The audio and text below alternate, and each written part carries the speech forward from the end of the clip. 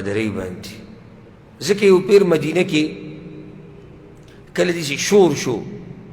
او مدینې والا صحابه کرام خصوصا انصار دې غریبانو ډېر زیاته قرباني ورکړې د اسلام دپاره ډېره زیاته تر دې چې خوب هم دوی د شپې په ارام نشو کولی وجه دا و چې د ټولې دنیا سره دشمني وه او دوی سره څوک اوسېږي پیغمبر صلی الله علیه وسلم او د ده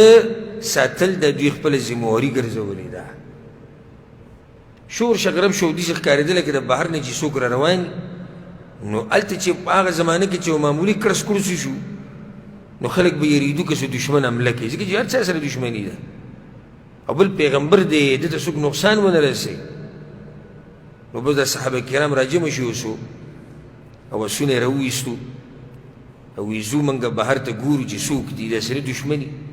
که دشمني جو ګورو به ورسره هلته خو پیغمبر مه راپاڅوئ چې خوب یې خراب نه شي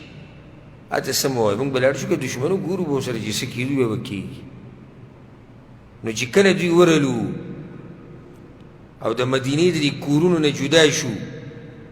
او هغه تیاره کې ورننوتو نو د تیارې نه یو کس را روان دی په اس باندې سور دی دا ټولو ته ودرېدو چې دا څوک را روان دی چې کله هغه کس را نږدې شو پیغمبر صلی الله علیه وسلم او مسکی شو وی واپس شي زه تللی وم څه نشتي وایي داسې بهادر انسان داسې شجاعت الله هغه له ورکوي یو سړی یک یوازې په دغه توره تیاره کې او ټوله دنیا ورسره دشمني کوي هغه وتی دی ځکه چې د اواز هغه هم په کور کې واورېدو چې څه چل دی ګورې نو هغه ملګري هم خبر نه کړو او لاړو ووتو صلی الله علیه وسلم